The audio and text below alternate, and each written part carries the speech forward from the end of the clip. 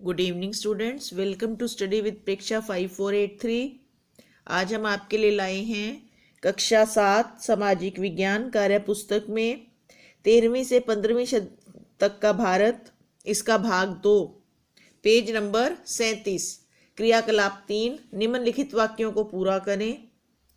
मोहम्मद बिन तुगलक की कृषि सुधार योजनाएं विफल रही। वह ऊसर भूमि को कृषि योग्य बनाना चाहता था परंतु असफल रहा। 13वीं से 15वीं सदी के प्रमुख शहर थे दिल्ली, रणथंभौर, ग्वालियर। दक्षिण भारत में वारंगल, देवगिरी, द्वार समुद्र, मदुरई। गुजरात में सूरत, जूनागढ़, खंबात, पाटन, सोमनाथ, भरूच। कलकत्ता में नदिया। उत्तर प्रदेश में जौनपुर। चित्तौड़गढ़ का विजय स्तंभ किसने बनवाया? राणा कुंभा ने बनवाया था। उन्होंने 1433 से 1468 ईस्वी तक शासन किया। दिल्ली के शासक को ही हिंदुस्तान का शासक माना जाता था, क्योंकि दिल्ली से ही भारत का शासन प्राचीन काल से चलाया जाता रहा है। सल्तनत काल में भी दिल्ली ही सुल्तानों की राजधानी थी। 13वीं से 15वीं सदी के सामाजिक जीवन की विशेषताएं। सल्तनत काल में भारतीय समाज में दो प्रमुख वर्ग थे, हिंदू समाज व मुस्लिम समाज। हिंदुओं में अधिकांश कृषक थे। राज्य सत्ता में इस वर्ग की विशेष भागीदारी नहीं थी। ख में निम्नलिखित प्रश्नों के सही उत्तर चुनिए। दिल्ली सल्तनत में प्रांतों को इक्ता कहा जाता था। बलबन इलबारी तुर्क देश से किलबारी कबीले के लोग आए थे। बलबन इससे संबंध रखता था। रजिया बेगम की हत्या हरियाणा के कैथल शहर के पास की गई थी। कुतुबुद्दीन ऐबक मोहम्मद गोरी का दास था। कुतुबुद्दीन ऐबक मोहम्मद गोरी का दास था। खिलजी वंश के संस्थापक थे जलालुद्दीन। क्रियाकलाप 4 में आओ ज्ञान बढ़ाएं। उस समय जो साम्राज्य होते थे वे केवल सैनिक साम्राज्य ही थे। कैसे? क्योंकि ये साम्राज्य सैन्य बल के आधार पर बनाए और चलाए जाते थे। उन्हें चलाने के लिए कोई लिखित नियम व कानून नहीं थे। प्रांतीय व्यवस्था और आज की प्रांतीय व्यवस्था में अंतर कि दिल्ली सल्तनत कई इक्तों में बटी हुई थी। सुल्तान अपनी इच्छा से इक्तों की संख्या कम या ज्यादा करते थे और वो ही इक्तेदारों की नियुक्ति करते थे। लेकिन आज ऐसा नहीं होता। प्रांत में मुख्यमंत्री का चुनाव होता है निर्वाचित प्रतिनिधियों के द्वारा। एमएलए चुनते हैं हम और फिर वो अपने में से किसी एक को मुख्यमंत्री चुनते हैं। उस समय शिक्षा के केंद्र कैसे थे और किस प्रकार की शिक्षा दी जाती थी? उस समय मंदिर, मस्जिद और मदरसे शिक्षा का केंद्र थे। विभिन्न भाषाओं, सामान्य गणित व धर्म की शिक्षा दी जाती थी। चित्तौड़गढ़ एक समृद्ध और शक्तिशाली शहर रहा है। कैसे?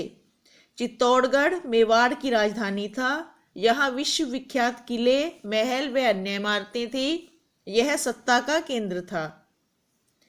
तानाशाही शासन व्यवस्था और लोकतंत्र शासन व्यवस्था में क्या अंतर है? तानाशाही शासन व्यवस्था में प्रायः किसी एक व्यक्ति का शासन ही लंबे समय तक कायम रहता है, परंतु लोकतंत्र में एक निश्चित समय बाद चुनाव होते हैं और नई सरकार बनती है। उस समय की आर्थिक गतिविधियां वर्तमान समय की आर्थिक गतिविधियों से किस प्रकार भिन्न थी? उस समय स्थानीय स्तर पर वस्तु विनिमय प्रणाली प्रचलित थी। धातु के सिक्के थे और कागज के नोट जो आजकल हैं वो प्रचलित नहीं थे। अध्ययन काल की कुछ बंदरगाहें खंबात, पाटन, भरूच ये गुजरात में थी। द्वार समुद्र, वारंगल ये दक्षिण भारत में थी। राणा सांगा को एक बहादुर शासक क्यों कहा जाता है? राणा सांगा का वास्तविक नाम राणा संग्राम सिंह था। वे मेवाड़ के शासक थे। उन्होंने सभी राजपूत शासकों को एक ध्वज तले एकत्रित किया, जो अन्य कोई राजपूत शासक नहीं कर सका। उन्होंने खानवा की लड़ाई में बाबर को चुनौती दी थी। उन्होंने युद्धों में अपनी एक आंख, एक पैर और एक हाथ खो दिया था। आज की न्यायिक व्यवस्था कैसी है? भारत की न्याय प्रणाली कैसी है? आज भारत में न्याय व्यवस्था के 3 स्तर हैं। जिला स्तर पर सत्र न्यायालय, प्रांतीय स्तर पर उच्च न्यायालय और केंद्रीय स्तर पर सर्वोच्च न्यायालय। सेशंस कोर्ट के निर्णय के खिलाफ आप हाई कोर्ट जा सकते हैं और हाई कोर्ट के निर्णय के खिलाफ आप सुप्रीम कोर्ट जा सकते हैं।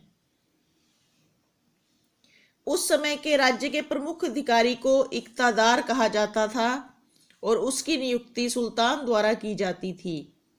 वे अपने इक्ता के शासन प्रबंधन के लिए जिम्मेदार थे और सीधे सुल्तान को ही उत्तरदायी थे।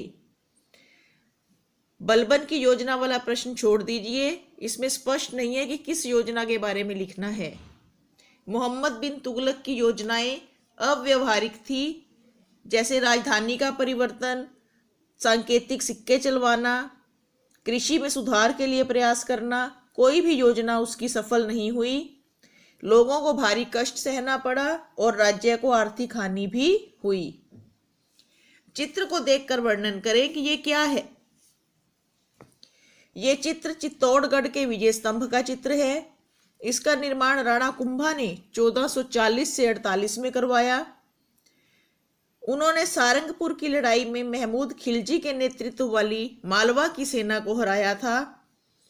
उसके बाद स्मारक के तौर पर ये विजय स्तंभ बनवाया। ये डमरू के आकार का है, बीच में से पतला और ऊपर और नीचे से चौड़ा।